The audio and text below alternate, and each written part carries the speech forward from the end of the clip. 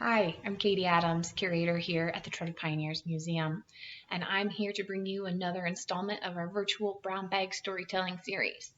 So join me each week as I pull out another gem from our 20 plus years of creating and recording the Brown Bag Talks. This week we're celebrating the 100th anniversary of women claiming their right to vote. I've pulled out Marsha Goldstein's talk titled Let Women Vote, How Women Won the Right to Vote in Colorado. Goldstein is a researcher and historian from Denver, and she traveled to the Trotter Pioneers in 2002 to bring us this. If you're looking for our events and happenings, the museum remains closed, but we have several outdoor, in-person, safe events that you can participate in if you're interested. You can check out our website for a list of those events, trotterpioneers.org, as well as access all of our virtual content. Thanks.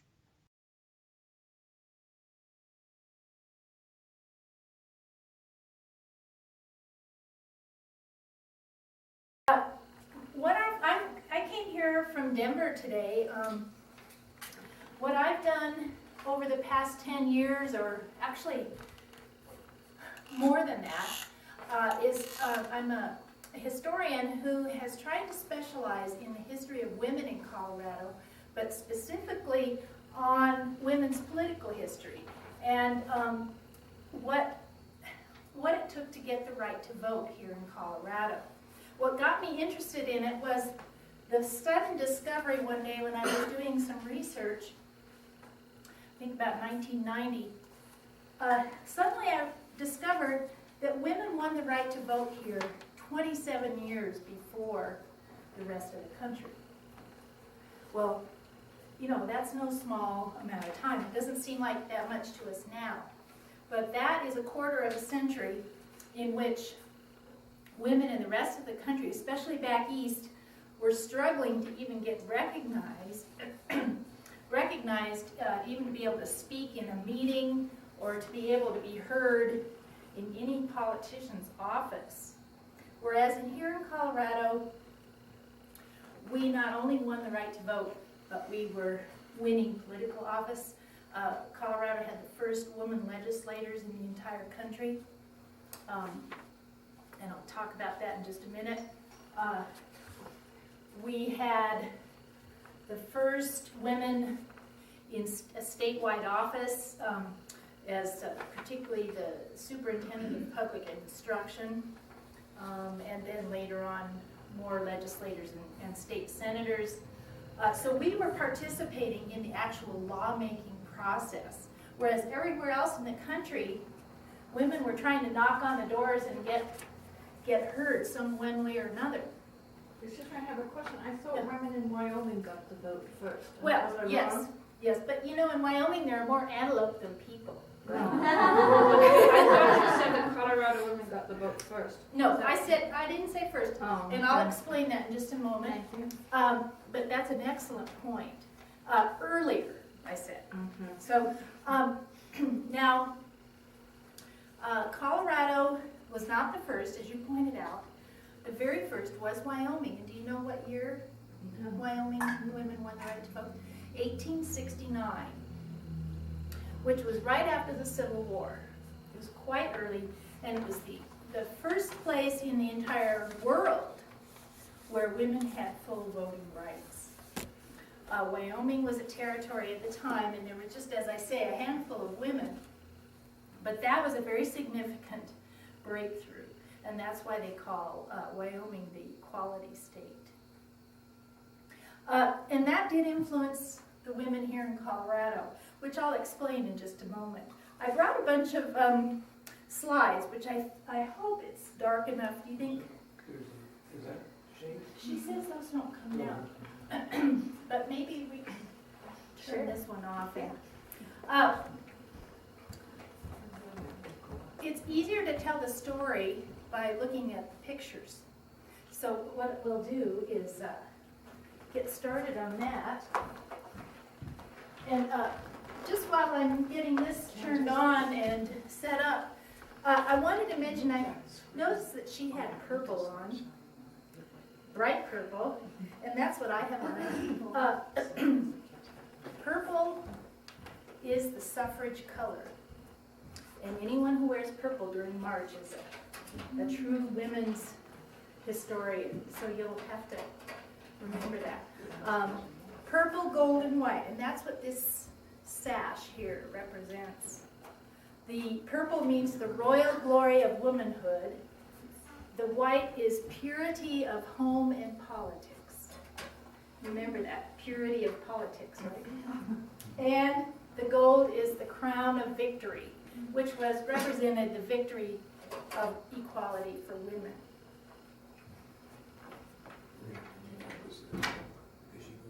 Oh.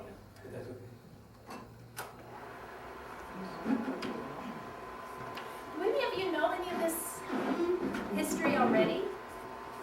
Because as we go along, if anybody knows, if you have any questions or if you have any comments to add or information. No, anyway, I was just trying to move it out of the light, but wherever you need it is fine. Threw it out of line. Yeah, I obviously moved it to the wrong place. There we go. And then you can post it. I'll just stand over here. Any comments or questions, or if you want to throw in any facts or anything like you did about Wyoming, feel free, because this is it's much better if we're a little interactive. I always like to tell the story of how women won the right to vote in Colorado by starting with this woman here, Carolyn Nichols Churchill, who was Colorado's Queen Bee. The reason that she called herself the Queen Bee because she published the first woman's newspaper in the entire state and in the entire region. She called it the Queen Bee, and it was dedicated to women's equality, and she ran regular weekly articles about the need for women to have the right to vote, as well as other equality in other areas, such as the right to own property, the right to divorce, all the kinds of things that we kind of take for granted today, but were not necessarily observed in those times. Carolyn Nichols Churchill started out in Ohio as a young girl, a teacher in a one-room schoolhouse, which, how many of you went to school in a one-room schoolhouse? I'm sure some of you did. My grandmother got started teaching in Nebraska in a one-room schoolhouse, so it's a very fairly, it seems like it's way back there sometime in time, but it isn't that far back that women were teaching in this kind of small environment. Carolyn started out in this small schoolhouse at the age of 14. So most of her students were not that much younger than she was, but she was the only person in the community that really knew how to read. And she also liked to write poetry and short stories, so she decided she'd like to try to earn a living. Well, it didn't take her long before she decided she wanted to see the world. And she took the advice of many people at that time that said, if you want an adventure, go west. And so she came to Colorado. First she went to California, didn't like that, and then came back to Colorado in the late 1870s and started her newspaper. Right before she arrived, one of the reasons that she had decided to move to Colorado is that she was an avid reader and she read newspapers all the time. And she had heard, first of all, that women like this in the picture were actually going door to door registering voters in Wyoming. These women are in the capital of Wyoming, in Laramie, about 1870, a year after they had won the right to vote there. By the way, there's several women responsible for that turn of events, but there was a territorial legislature of 19 men, one of whom, the chairman of it was a man named Mr. Bite, and his wife push to get Wyoming to be the first territory to give women the right to vote. And there's a lot of debate in the history books about why Wyoming. Some people say, well, the Wyoming territorial legislature wanted to get publicity. And some people say, oh, well, they just did it as a joke or a fun thing to do.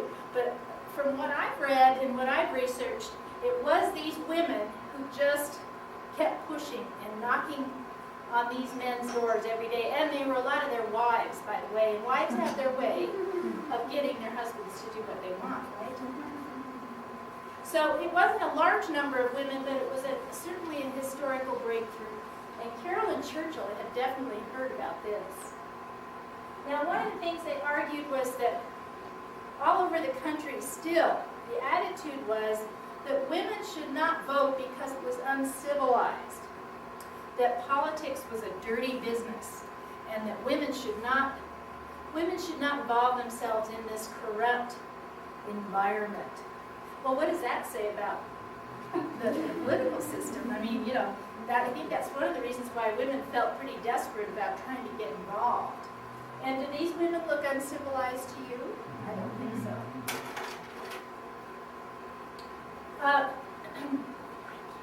Shortly after Wyoming won the right to vote, the women of Colorado became very jealous.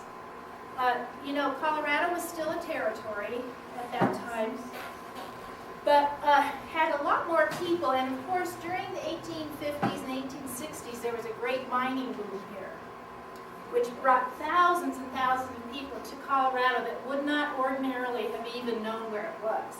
So, but they were mostly men, gold seekers, people that are trying to make a quick buck in the gold mines. And some of them were successful and some of them were not. Many of them were not. But by 1876, there was enough of a population here in Colorado that there was a big move to become a state. And of course, 1876 is the founding year of our state. And that's why we're called the Centennial State, because it's 100 years after the Declaration of Independence. But anyway, in 1876, this statehood fever kind of caught everybody. And there were a few women, believe it or not, amongst all these male miners in these rough and tumble mining camps. One of whom was the wife of the territorial governor and several of her friends and relatives. They organized the first Colorado Women's Suffrage Association in 1876. And their goal was to include women's right to vote in the first state constitution. When you become a state, you have to first write a constitution, ratify it, and then get Congress to approve of your statehood. So they worked very hard. They organized this suffrage association. This is a document from that, one of the few documents that you'll find in the historical archives about this period. And it's a little hard to read here, but there is an actual plaque, it's about this big, in Denver, that celebrates this early suffrage association. It's on 17th Street in one of the bank plazas. And Congresswoman Pat Schroeder had it placed there during our state's centennial celebration in 1976. If it weren't for that plaque, a lot of people wouldn't have ever heard of this small women's suffrage association. And it is hard to find it. If you go to Denver, you can try to find it, but you might have trouble. When these women were doing their campaign to get suffrage written into the Constitution, they tried to buttonhole all of the representatives to the Constitutional Convention, and they didn't get a very enthusiastic response. And in fact, when that part of the Constitution was voted on, it was soundly defeated. There were only 2 men in the entire Constitutional Convention that voted in favor. One was this man named Ajapita B. Hill, who was one of 3 Spanish delegates to the Constitution, to the Constitutional Convention from southern Colorado. He was from Huerfano County down in the San Luis Valley, which all had just recently, within the last 20 years or 30 years, actually been part of Mexico. It was originally part of the Mexican Northern Territory. And Mr. V. Hill's ancestors came from Mexico and settled in the area. He and Judge Bromwell of Denver were the only men that would vote for this revolutionary and controversial plank in the Constitution. Well, even though it was defeated, they did agree, they made one concession, that first of all, women could vote and run for school board in local elections. So for instance, there were a couple of small towns in the northern plains, the eastern plains, that actually had women run for the school board right away after Colorado became a state and won an office. And it gave women practice going and filling out ballots and whatnot.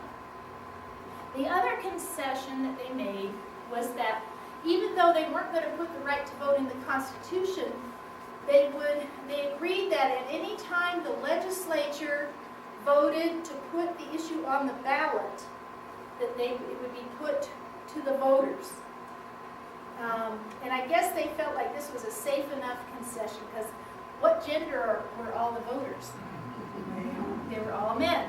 So it wasn't too risky of a compromise. And they figured, well, those men aren't going to vote for this anyway, but we'll make it seem like it's democratic. Well, the women took them up on it, and that very next year, after Colorado became a state, they arranged to have the issue of women's suffrage put on the ballot. And who did they invite but Susan B. Anthony herself to come to Colorado? She was a very young woman at that time. One of her first experiences in an actual political campaign.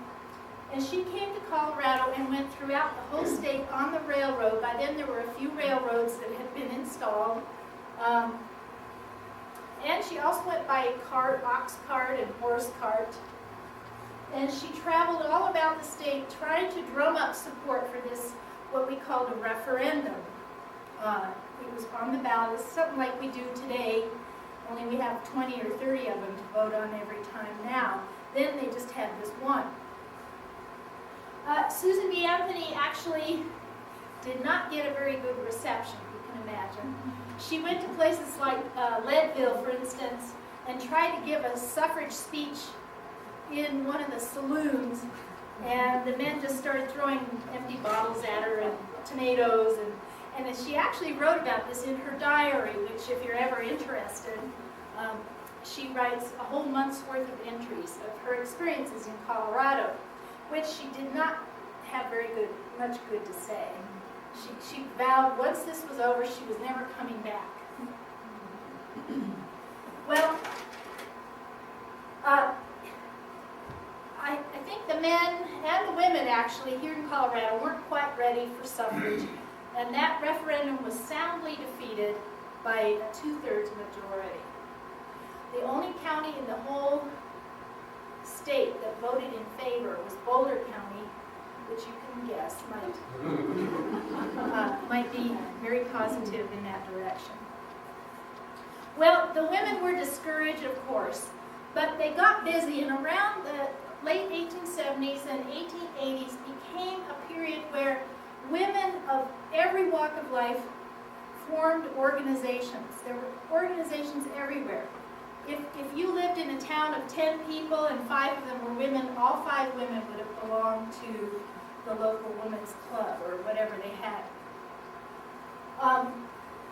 So it was everything from garden clubs to literary clubs to a very large organization that you see here, which was the Women's Christian Temperance Union, the WCTU.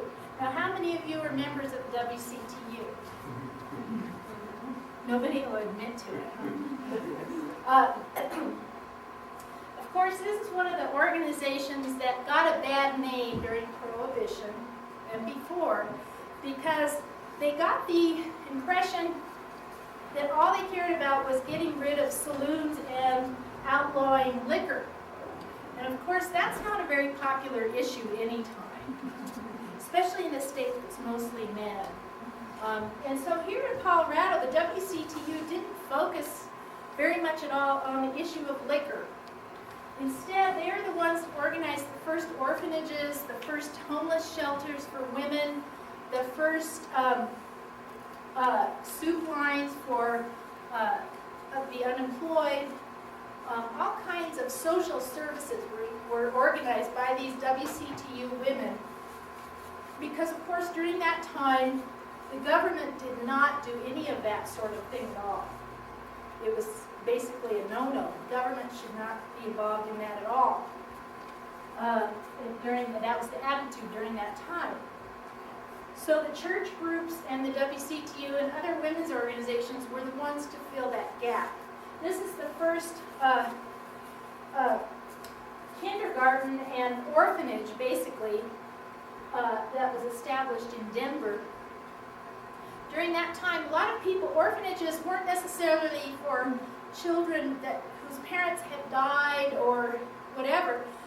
Sometimes parents were so poor that they had no choice but to put their children in a home like this, even for a temporary time, until they could get enough money to support their family. So this provided a very important service, especially to single mothers, many of whom, there were quite a few here, where their husbands were up in the mountains or up in the mining camps, and they had no idea where they were, and there was no money coming in. Well, out of all these organizations grew a new enthusiasm for trying to get the right to vote again. Some women wanted the right to vote just because it was a principle. It was, well, if I'm a citizen, I should have a right to vote. But during this time, the most common motivation among women was the idea was that women had a special attitude about life and a special way of thinking that was very important to have in government, which was that they were the ones that were going to take care of the children. They were going to take care of making sure the streets were clean. Women were the ones to make sure that the water was clean and that the doctors were available in case people got sick, that kind of thing. Certainly there were men that were interested in those issues, but during this time it fell within the purview of women to really raise those kinds of issues. And so the feeling was women should get the right to vote and elect people who are going to get government to get involved in these kind of issues. One of the most important women during this time, I like to call her the Susan B. Anthony of Colorado, was this woman named Ellis Meredith, who was a columnist. She had a daily column in the Rocky Mountain News where she was called The Woman's World. And it was kind of a society column, fashion news, the latest home decorating tips. But interspersed in these sort of women's fluffy issues, she'd always have an article about women who had led entire nations in the world. For instance, she would put in an article about how Queen Elizabeth had led an entire empire, and yet here in Colorado we can't even go to the polls and vote for our elected officials. So she was a very political person and really started spreading the word about how ridiculous it was that women could not vote. So she organized in 1890, she reorganized, got it going again, the Women's Suffrage Association. And this time they called it the Non-Partisan Colorado Equal Suffrage Association. And the idea was that it would include people from all walks of life, from all political parties, and it would include people from all sorts of different places in Colorado. Her idea was that there surely were people from everywhere who could be united to support this one issue. And it's a good lesson, I think, for people today even. If there's something that's very important, if you can put a priority on it, you can get quite a few people to agree with you, even if they don't agree on anything else. They also did not want to play up the idea of women's suffrage. They wanted it to be equal suffrage, to emphasize the idea that every American citizen was a person, and it wasn't an issue between men and women. It was more an idea of that human beings who are citizens should have the right to vote. And these, believe it or not, this is sort of a basic idea that we would take for granted today, but then the attitude was so ingrained that men and women were very different and almost like different species. And so they felt the more they could get away from that, talking about the difference between men and women, and the more they could talk about equality, the better off they would be. This is a little bit hard to see. This is a letter. One of the first things that Ellis Meredith did was to write to Susan B. Anthony and the National Suffrage.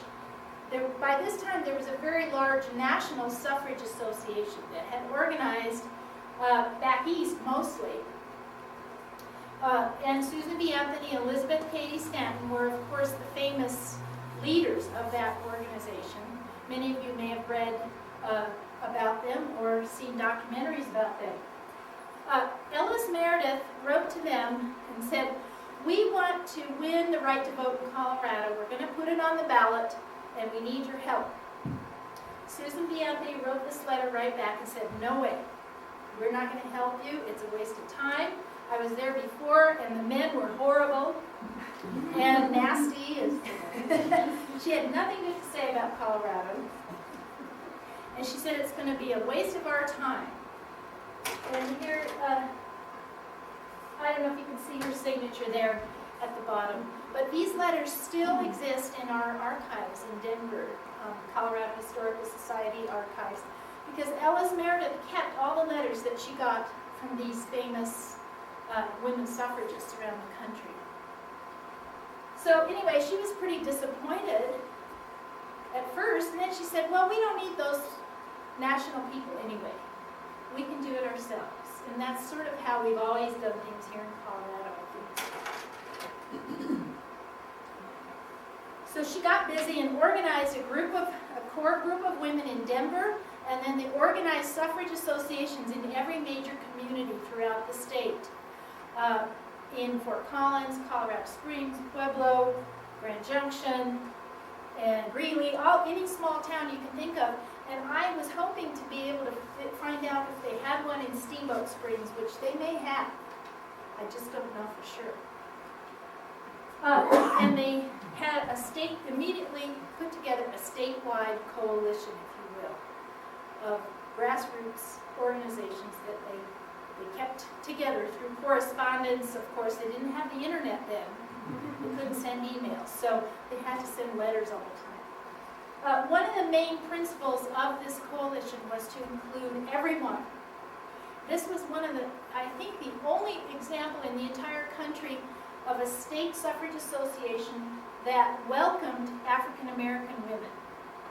And in fact, Elizabeth Ensley, who you see in this picture, was the treasurer of the State Suffrage Association and represented a small but very active group of black women throughout the state. They had their own statewide organization of clubs, and she was able to mobilize all of the black male voters to support women's right to vote as well.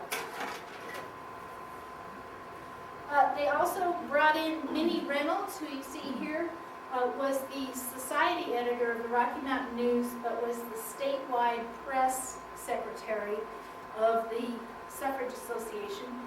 And she was able to get over 90% of all of the newspapers in Colorado to publicly endorse women's right to vote, which was very important because a lot of people throughout the state. This was the only way they knew what was happening, was by reading their little local newspaper. Minnie Reynolds, by the way, was the society editor, and so she had access to all the wealthy women, society women in Denver, and she would go to all their parties and promise to write glowing reports of their fancy teas and banquets, but in exchange they had to make a nice donation to the Suffrage Association. This woman is one that I think is quite interesting. Her name is Grace Coles. She was also called the Little Professor. She was one of the very first woman professors in Colorado, and she taught at the Colorado State Agricultural College in Fort Collins, which we now know as Colorado State University. She organized the northern chapters of the Suffrage Association, and may have been one to come here to Steamboat Springs even to try to organize women into the suffrage campaign. She also published this magazine, which was the only place where women could get their poetry and short stories and short articles published during this time. It was very difficult for women writers to get anything published in an actual magazine, and she paved the way for a lot of Colorado's early literary women. The other goal was not just to stick to the towns and cities, but to reach out into all the rural areas. And of course, Colorado probably has one of the most diverse geographical compositions of any state in the country. We have, you know, the Rocky Mountains, of course, as well as the vast, vast eastern plains that tend to be very vacant of people, especially during this time, as well as the cities and towns. But one of the very most enthusiastic groups of women to join the suffrage campaign in the early 1890s were farming women and ranching women. These are some women doing quilting on their porch, I believe in Longmont, Colorado.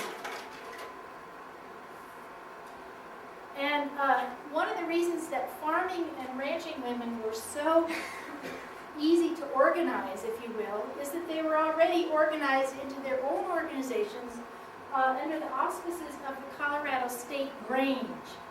Do you have a Grange Hall here in Steamboat? There used to be service. There used to be, yeah, because usually you can still go to almost any town in Colorado, at least find where the Grange Hall used to be, and some of them still are there. Like this one here, this is in Niwot, Colorado. Left Hand Grange is what it was. Are you from Niwot? Oh, good. Oh, well, it's still there, this Grange Hall. And it was called the Left Hand Grange after Chief Left Hand, who was one of the famous Arapaho or Cheyenne, I forget, chiefs in Colorado. The Colorado State Grange was one of many grange organizations throughout the country, primarily in the Midwest, Nebraska, Kansas, Colorado. And they organized farming families, not just farmers, but farming families, to not only as a support network for each other, but also to get political influence, to get laws passed that would benefit the farmers, and to also protect themselves against the monopolies, such as the railroads or other large corporate organizations that tried to keep farmers from making a decent living. They also were one of the only organizations that had a statewide or nationwide constituency that allowed both men and women to run for office within the organization. In Colorado, they were the first state organization to publicly endorse women's right to vote. And here's another picture of, they had quite a bit of pageantry and lots of Sunday picnics and lots of ceremonies and gatherings. And so it was very quick business to get the word out that women's right to vote was going to be coming up in the on the ballot sometime soon. They also reached out to ranching women, such as these women who owned their own ranch down in the San Luis Valley. This is in 1894, I believe this picture was taken. The Becker Sisters, they owned their own ranch and did all of their own branding and all of the work on the ranch. They came to places like Breckenridge, Colorado, and found that women were doing all kinds of interesting things that you wouldn't expect, such as skiing. And here's a view from right here in Steamboat Springs. I think a little bit later than that, we were talking, Candace and I, about perhaps this might be a little later, after women won the right to vote, but this is on Hallison Hill, right here in Steamboat Springs. This is one of the reasons why I believe that women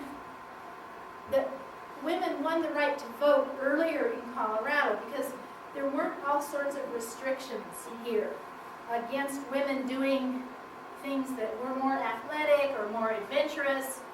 And also, when you look at these farming and ranching families, there's no way you could run a farm or a ranch without the equal participation of the women. So it wasn't even a question that they should be involved in the political decision making. They even went to the mining camps and rough and tumble places like Leadville and Cripple Creek and Central City, where women, many of the only jobs that women could have, this one, if we could turn this one off and not that one.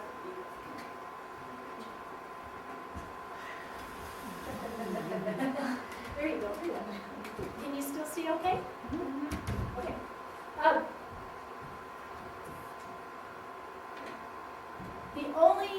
There were not too many women in places like Leadville. There were women who ran boarding houses and laundries, and then there were women who ran other kinds of establishments that we won't really describe. But they ran a good business in those mining towns.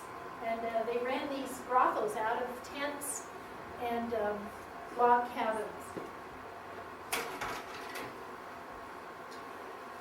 In the early 1890s, Colorado had industrialized very rapidly, and it was extremely, the economy was based almost entirely on the mining industry. And this is an example in Denver where, because all the ore came through Denver to be loaded up on the railroad cars to be taken wherever else it would be going, it would also get processed in big cities like Denver, where they have the big smelters. And you can just imagine the kind of pollution that was starting to build up in the cities like Denver and Pueblo. And a very large population of people started to congregate, made up of a lot by immigrants from Europe, from Eastern Europe, from England and Ireland, because there was such a desperate need for workers and labor. Again, they were mostly men, but they also, many of them brought their families. Well, this was fine while it lasted, but in the around 1892, 1893, we suffered one of the very worst economic depressions that our country has ever faced prior to the 1930s. And it hit Colorado particularly hard, called the Panic of 1893. The reason it hit Colorado so hard was because part of the whole economic depression was caused by the fact that the government went from the silver, or what they called the bimetal standard, where both silver and gold were used to back up our currency. They switched back to the gold only, and to the gold standard. And that meant that all these big silver mines throughout Colorado, in Aspen, in Leadville, especially, these were the mining capitals of the world at that time. And they just suddenly all went bankrupt because the price of silver just went through the floor. Well, that made people like Horace Tabor, who was one of the wealthy mining magnates, made him go bankrupt. But worse than that, it made all these miners become unemployed, and they were thrown out of work suddenly, and with nowhere to go, no food, no income. And of course, this was before we had unemployment insurance or homeless shelters or anything like that. And so they set up these informal relief camps along the rivers in Denver and some of the, mostly in the larger cities. And who do you suppose it was that set up these tent camps and soup lines? Women. It was the women, right. With the help of some very generous ministers and clergymen throughout the city and state. But you would have found relief camps like this all over the state. And again, it was the women and these organizations that they had formed that had to get these things going. Well, it turned out that that was the same year that this gentleman was elected governor. His name was Governor Davis Waite, and he was from Aspen, Colorado, and was the very first and only governor ever elected from the Populist Party, which was a major third party during the 1890s that was able to elect a governor here in Colorado. It was kind of a protest party because the people in it were mainly farmers and miners, and the mining unions that had organized the miners because they were dissatisfied with the Democratic and Republican Party because they seemed to only care about the wealthy, the issues of the wealthy, and didn't care about the everyday people. Well, one of the reasons why Davis Waite got elected, I believe, was because the women who were anxious to get the right to vote helped in his campaign. Even though they couldn't vote yet, they helped him get elected. And as a result, he promised that if he were elected, he'd put women's suffrage on the ballot as soon as he was elected. That's the first thing. And that he did, so that in 1893, the November ballot, it was scheduled to have not only the regular election, but also another referendum on women's right to vote. Well, some of the women who had organized the soup lines and tent camps, there was so much poverty, you can imagine. Not only men were out of work, but their families were destitute. And they looked around and said, well, do we really have time to run a suffrage campaign? We have so much work to do just to take care of the poor and the homeless.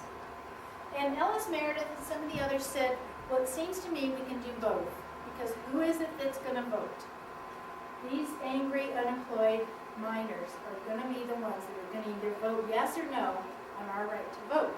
So they worked it out. So on the soup lines, you had somebody had cut the soup with one hand and a flyer in the other, encouraging them to vote in favor of women's suffrage.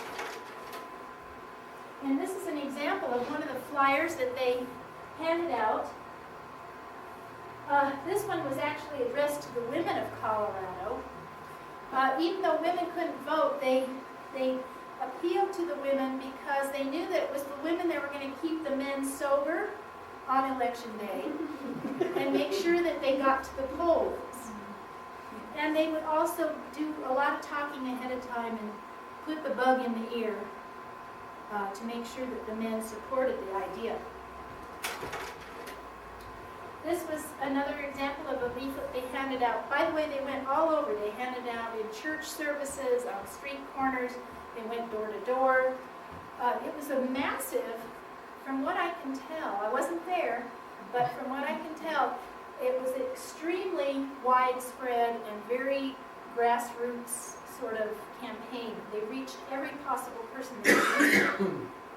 This leaflet points out that there are 16,000 women in our state who were supporting themselves, that had no husband or father that supported them, and that there were so many women who owned property or had to support themselves or support their family as the sole provider, that this was one of a lot of reasons why it was ridiculous that women shouldn't have the right to vote, because they were independent and they were responsible for their own destiny.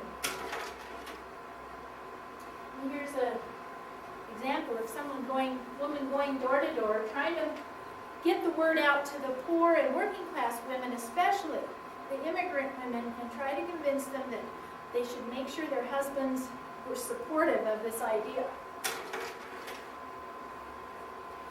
Some of the women around the state resorted to some very drastic means to convince their neighbors and relatives that they better vote the right way in November in 1893.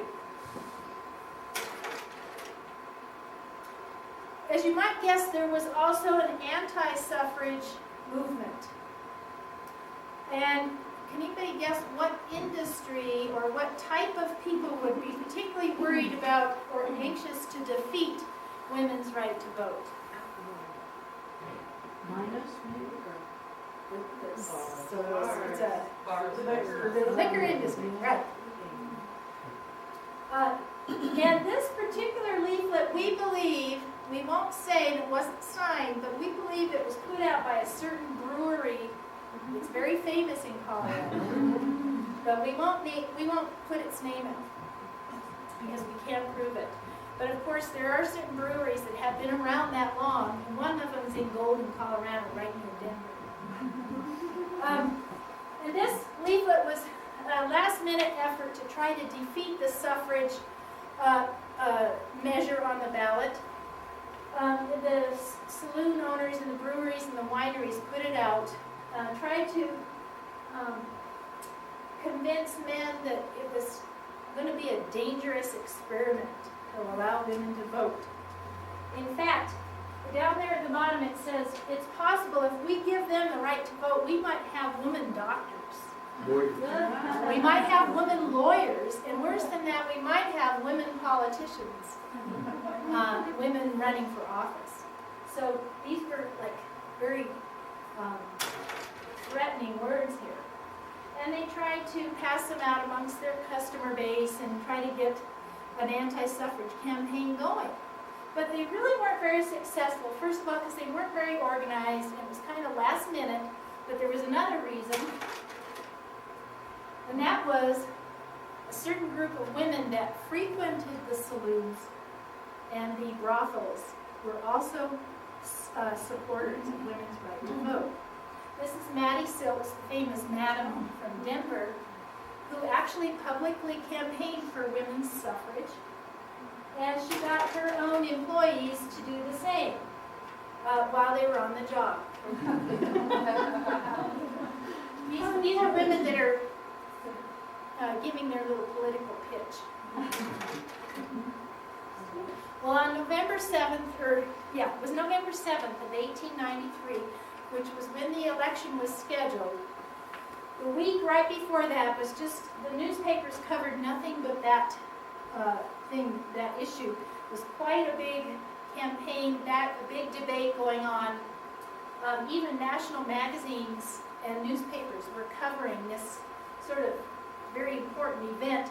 By the way, this is the first time, it wasn't the first time it was ever put to the voters in any state, but it was the first successful referendum campaign in the whole country.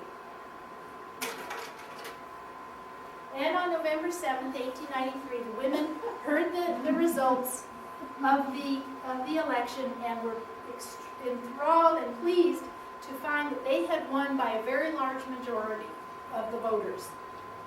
And I usually bring the figures, and I did bring them today, but it was a sound majority. It wasn't a landslide, but it was enough where they felt very confident that the population of Colorado supported their cause.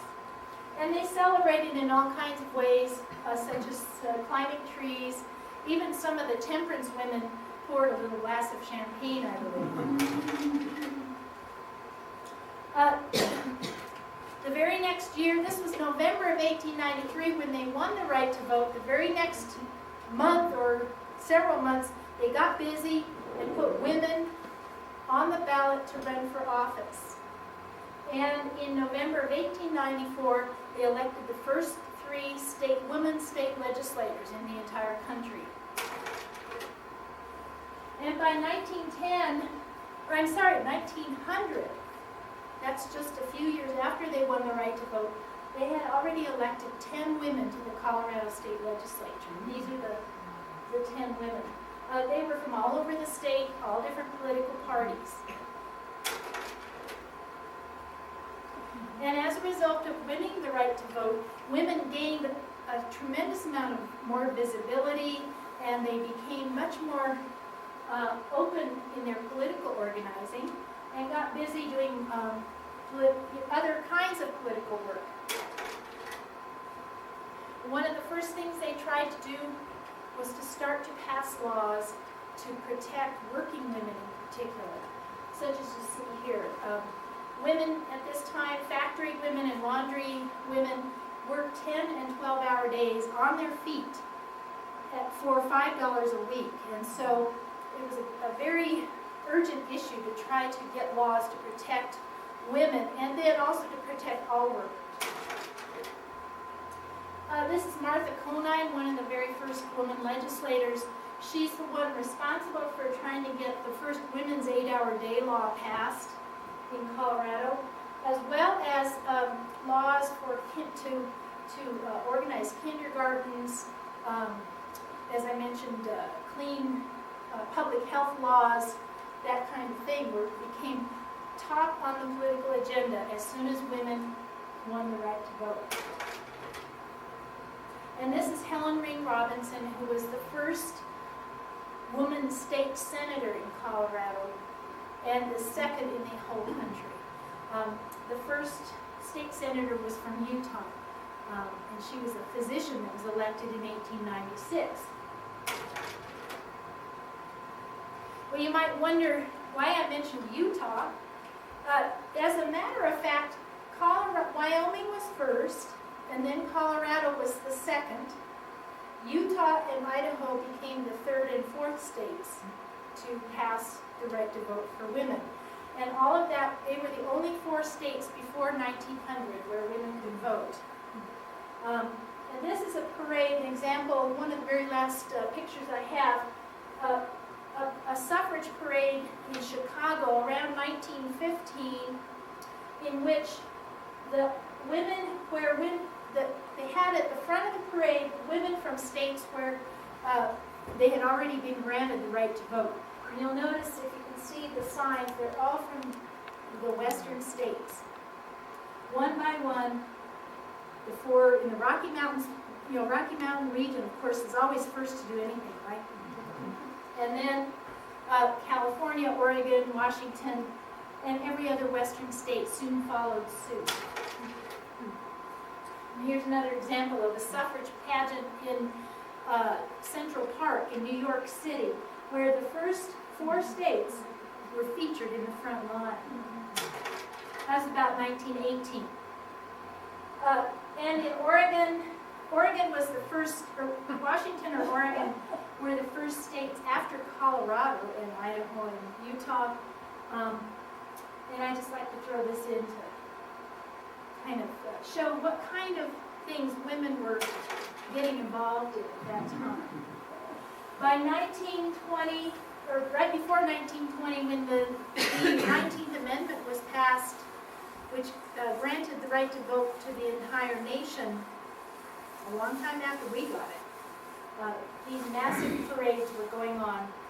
This one was in New York, where they were still trying to convince their constituents that women's right to vote was a good thing. This is Carolyn Churchill when she was at age 96 in 1927, right before she died. She had lived through all of these suffrage campaigns and wrote about them in her memoirs. And I'll end with this image from about 1900. the banner that went around the country broadcasting the fact that Colorado women were citizens and could vote and could participate equal with men in all political matters. I don't know if we have a couple of minutes for questions, but I'd be happy to do that. Given that Susan B. Anthony had written a letter back saying that it was hopeless in Colorado, what was her response to the national response to Colorado women getting the right to vote? Oh, that's a good question. In fact, Carolyn Churchill, one of the things that's so, she was kind of satirical, the Queen Bee. She wrote extensively about how Susan B. Anthony was just fit to be tied, that we actually won our right to vote before she thought we would. And she said that Carolyn Churchill, and the suffragists in Colorado had accomplished more in this one short period of time than Susan B. Anthony had in her whole life. So it's like there was this sort of competitive attitude about it. I think at first Susan B. Anthony was very surprised, but then she became very enthused about it and invited Colorado women to speak all over the country to talk about how women were using their right to vote. Keep in mind that a lot of the arguments they were getting was that women were not suited to vote. They couldn't make decisions. They were too emotional. They should be at home. It would distract them from their duties, etc., etc., etc., etc. In addition to the idea that politics was a dirty game and that women should be protected from it. It's amazing how many things they try to protect us from that we seem to do just fine once we do it. Yeah. I have two questions. The first one is just in regards to people in rural counties like Duck County. What were some of the issues that women were facing in the rural counties that would make them want to have the right to vote, or that would be the most beneficial?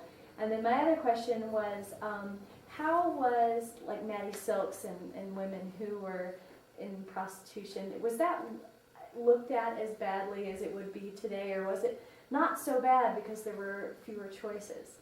It always seems like it didn't seem like it was so looked down upon as it would be on the streets of New York today. Yeah, well, I think it depends on who you're talking about, too, which group of people. But as far as the first question, the rural women, farming and ranching women in particular, their issues had to do with the issues of the farming community in general, the economic issues. If you read, they had a newspaper called The Farmer's Wife that went out all over the region. It was published by farming women and by the Colorado State Grange and other groups like that. And almost always they're not complaining about not being treated properly or something like that as women. They're mostly talking about how women are suffering because the railroads are controlling the price on the wheat, or our families can't survive because we're not being protected from these greedy corporations and that kind of thing. Also, they wanted access, they wanted roads, they wanted ways to communicate, that kind of thing. And so a couple of the first legislators were women that represented the Populist Party, which really the constituency were these farming families. And they seemed to be pretty adept at getting elected and bringing up these issues in the legislature. As far as the prostitutes and the madams and people like that, first of all, it wasn't a very easy life, and it's not something to be romanticized, really, even though everybody does. It's sort of if you read the history books, it's always the subject of jokes, or like this was some kind of fun thing to do, And it really wasn't. It was really unhealthy. It was abusive. Women suffered a lot of physical ailments as well as emotional problems. But the madams were, in those days, more protective, if you will. In fact, Maddie Silks actually donated a lot of money to charities. She always made sure that the immigrant families were taken care of that lived in the neighborhood around her establishment. And she also took care of the medical bills and the debts of her employees that were all women. Often she tried to bail them out of problems like that. So I don't know, as far as whether people look down on it, of course, the society women and the more middle class women and upper class women would look down on it. In fact, but what they tried to do was to rescue women from prostitution. That was the idea, to set up a rescue mission, to rescue them from it, versus thinking they were horrible people. So it was kind of a mixed bag. And of course the men loved it. They didn't complain about it much at all. So. This is about the time of Molly Brown. Yes. Yeah, Molly Brown, in fact, was very politically involved. She was involved in the suffrage campaign, and she actually ran for office herself after women won the right to. After she survived the Titanic and came back here to Colorado, she ran for, I think, senator, U.S. Senate, but she lost. But anyway, she was very involved. Any other questions? Well, I sure thank you for coming, and hopefully you'll remember what all these women went through to get us the right to vote, and you'll be sure to use your right to vote next time you have a chance.